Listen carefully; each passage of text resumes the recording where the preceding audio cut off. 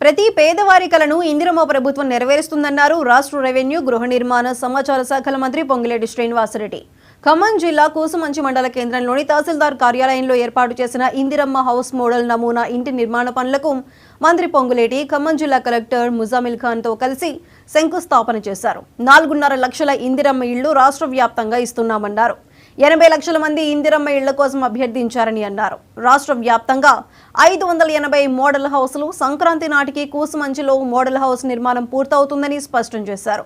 గత ప్రభుత్వంలో కాంట్రాక్టర్లకు ఇళ్లు ఇస్తే కూలిపోయే పరిస్థితి ఏర్పడిందని విమర్శించారు. పేదవారికి భారం కాకుండా ప్రభుత్వం నిర్ణయాలు తీసుకుంటుంది. గ్రామాలలో సర్వేకు వచ్చే అధికారులు ఇందిరమ్మ కమిటీలను కలుపుకొని పోవాలన్నారు.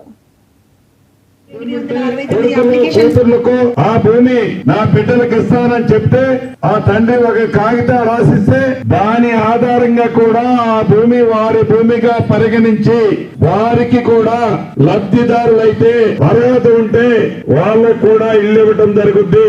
ఈ ఇందిరమ్మ ప్రభుత్వంలో ఏయో కండిషన్లు పెట్టి ఏవో లేనిపోని ఆరోపణలు చూపించి ఇల్లు ఇవ్వకుండా తప్పించుకోవాలన్నది ఇందిరమ్మ ప్రభుత్వ ఉద్దేశం కాదు. ఇప్పుడు చెప్పిన 4.5 లక్షల ఇల్లే కాదు, భగవంతుడు దీవిస్తే ఈ రాబోయే 4 సంవత్సరాలలో 20 లక్షల ఇల్లు తగ్గకుండా ఈ తెలంగాణ రాష్ట్రంలో కట్టాలన్నదే మన ఇందిరమ్మ ప్రభుత్వం యొక్క లక్ష్యం.